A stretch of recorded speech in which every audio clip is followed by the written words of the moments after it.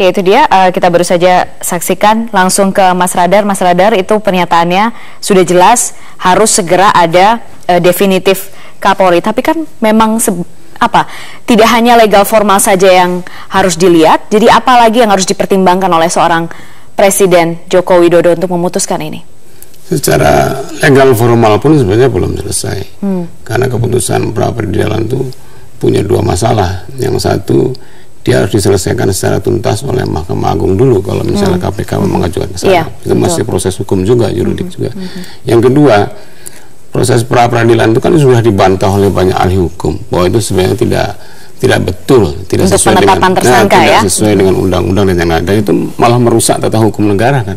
Jadi sebenarnya bisa saja seorang presiden tiba-tiba tidak mengindahkan hasil keputusan itu, karena itu kalau dia mengindahkan itu berarti dia turut melakukan perusakan atau pengingkaran terhadap tata hukum negara, tertib hukum negara yang sebenarnya dia harus bela juga. Dan akhirnya di faktor lain, presiden juga harus mempertimbangkan bahwa banyak suara yang merupakan suara publik yang sangat keras yang menuntut agar presiden tidak melantik Komjen Budi Gunawan, termasuk apa yang sudah direkomendasikan oleh tim 9 itu kan.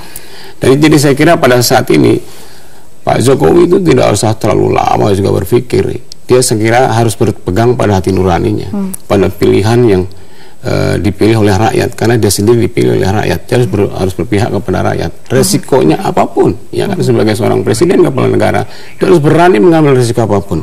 Karena yang sekarang yang terjadi kan sebenarnya hanya pergolakan di tingkatan elit. Ya kan?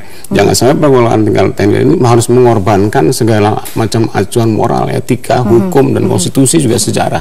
Jadi kalau mengikuti kata hati itu artinya kalau misalnya masih dikatakan akan menunggu proses hukum yang akan dilanjutkan? Saya kira nggak perlu lagi nunggu lagi.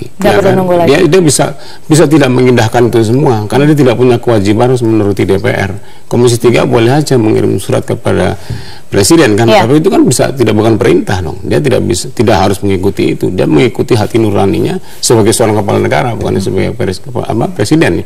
Dan dia bisa menetapkan untuk tidak itu, walaupun dia harus mengambil risiko yang cukup besar. Tapi kan keselamatan bangsa ini, keselamatan tertib hukum negara harus dia perhatikan. Tertib hukum negara harus diperhatikan.